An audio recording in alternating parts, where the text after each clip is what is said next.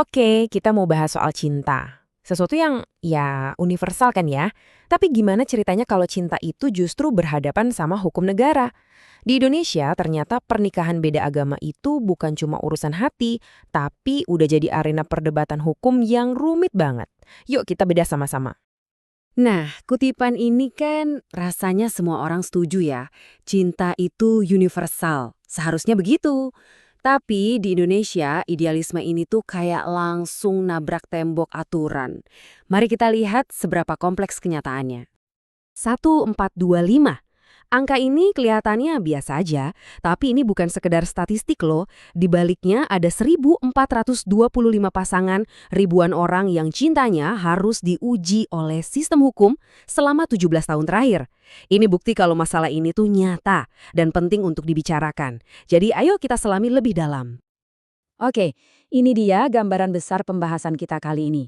Kita mulai dari dilema personal, lalu kita bedah hukumnya, lihat berbagai pandangan, sampai akhirnya kita kembali lagi ke dampak manusianya.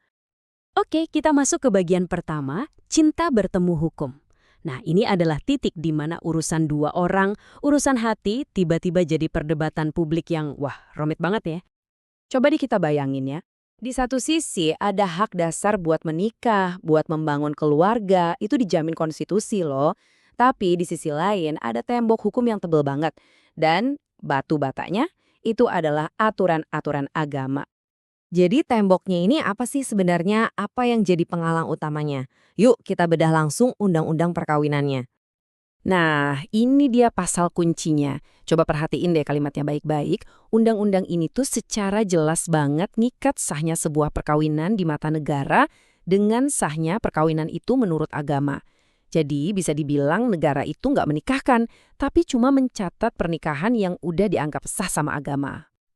Terus artinya apa dong dalam prakteknya? Ya, artinya lembaga agamalah yang pegang kunci gerbang pernikahan. Kalau agama bilang nggak boleh, ya sudah, pintu kantor catatan sipil juga otomatis ketutup rapat.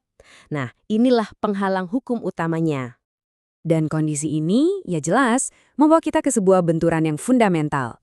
Kita masuk bagian ketiga, hak asasi manusia versus hukum nasional. Di sini kita bakal lihat dua kerangka berpikir yang seolah-olah saling tabrakan. Coba lihat. Di satu sisi timbangan, kita punya Deklarasi Universal HAM. Jelas banget di situ, hak menikah itu nggak dibatasi agama. Tapi, di sisi lain ada hukum nasional kita yang justru menjadikan agama sebagai syarat utamanya. Ini kan dua prinsip yang sama-sama kuat, tapi arahnya berlawanan.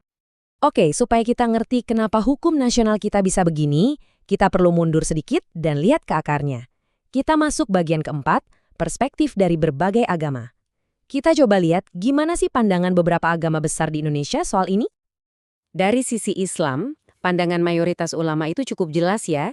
Pernikahan beda agama pada dasarnya dianggap terlarang atau haram. Tujuannya apa? Untuk menjaga kemurnian akidah. Walaupun memang ada beberapa perdebatan misalnya soal pria menikahi wanita ahli kitab, tapi sikap umumnya tetap tidak memperbolehkan. Kalau dari perspektif Kristen, kesatuan iman itu dianggap fondasi dari sebuah rumah tangga. Jadi, kalau keyakinannya beda, itu dianggap bisa meretakkan fondasi itu. Bisa bikin bingung soal visi keluarga ke depan, apalagi soal gimana cara mendidik anak. Nah, agama Hindu punya pandangan yang sangat tegas soal ini. Pernikahan beda agama itu nggak bisa disahkan lewat ritual suci Vivaha Samskara. Konsekuensinya pun serius banget. Statusnya dianggap nggak sah dan bahkan disamakan dengan perzinahan atau yang disebut samgrahana. Kalau Konghucu, ini agak beda nih. Pandangannya cenderung lebih netral. Kenapa? Karena agama ini lahir di zaman ketika isu pernikahan beda agama ini belum jadi soal. Jadi ya, ajarannya nggak secara spesifik melarang atau mengizinkan. Oke, setelah kita lihat berbagai pandangan agama, sekarang kita coba pakai sebuah kacamata atau kerangka berpikir dari hukum Islam untuk melihat isu ini lebih dalam, yaitu maqasid syariah. Ini bakal bantu kita ngerti kenapanya dibalik aturan-aturan tadi. Jadi, apa sih maqasid syariah itu? Gampangnya gini deh, anggap aja ini jiwa atau konstitusi di balik hukum-hukum Islam.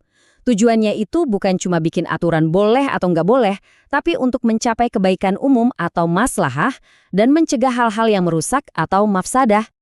Nah, kerangka ini fokus melindungi 5 hal yang paling penting dalam hidup. Apa aja? Pertama, perlindungan agama atau keyakinan. Kedua, perlindungan jiwa atau keselamatan kita. Ketiga, akal. Keempat, keturunan. Dan kelima, harta. Ini adalah pilar-pilar kehidupan yang harus dijaga. Nah, ini dia poin kuncinya. Menurut analisis dalam sumber kita, larangan pernikahan beda agama itu dilihat bukan sebagai tujuan akhir, tapi sebagai cara. Cara untuk apa? Untuk mencegah potensi kerusakan atau mafsadah pada kelima pilar yang tadi kita sebut. Terutama untuk melindungi agama, menjaga kejelasan garis keturunan, dan juga kepastian hak waris yang berhubungan dengan harta. Sekarang, yuk kita kembali dari teori-teori hukum ke dampak nyatanya buat manusia. Bagian terakhir, pertanyaan kemanusiaan yang belum terjawab. Disinilah kita melihat akibat dari semua kerumitan ini pada orang-orang yang paling rentan. Dan ini mungkin pertanyaan yang paling bikin miris. Kalau pernikahan orang tuanya nggak dianggap sah secara hukum, terus gimana nasib anak-anaknya? Semua akibat hukum yang seharusnya muncul dari pernikahan yang sah jadi nggak ada. Dan ini menciptakan sebuah jurang ketidakpastian yang besar banget buat si anak. Kerugian atau mafsadah buat anak-anak ini sangat nyata. Coba bayangin, mereka harus hidup tanpa status hukum yang jelas, terjebak dalam kebingungan identitas agama, menghadapi stigma dari lingkungan, dan bahkan bisa kehilangan hak waris mereka di masa depan. Jadi, pada akhirnya, apa yang kita lihat? Ini seperti sebuah segitiga tarik-menarik yang kuat. Di satu sudut ada hak individu untuk mencintai dan dicintai. Di sudut lain ada doktrin agama yang mengatur umatnya. Dan di sudut ketiga ada negara yang mencoba mendefinisikan apa itu keluarga yang sah. Dan siapa yang ada di tengah-tengahnya? Ya, para pasangan dan anak-anak mereka. Dan kami akan tutup pembahasan kali ini dengan sebuah pertanyaan besar untuk kita renungkan bersama. Ini bukan cuma soal Indonesia loh, tapi tantangan yang dihadapi banyak negara. Gimana caranya sebuah bangsa bisa menyeimbangkan antara hak asasi manusia yang sifatnya universal dengan tatanan budaya dan agama yang unik yang membentuk identitas bangsa itu sendiri? Jawabannya mungkin masih terus kita cari bersama.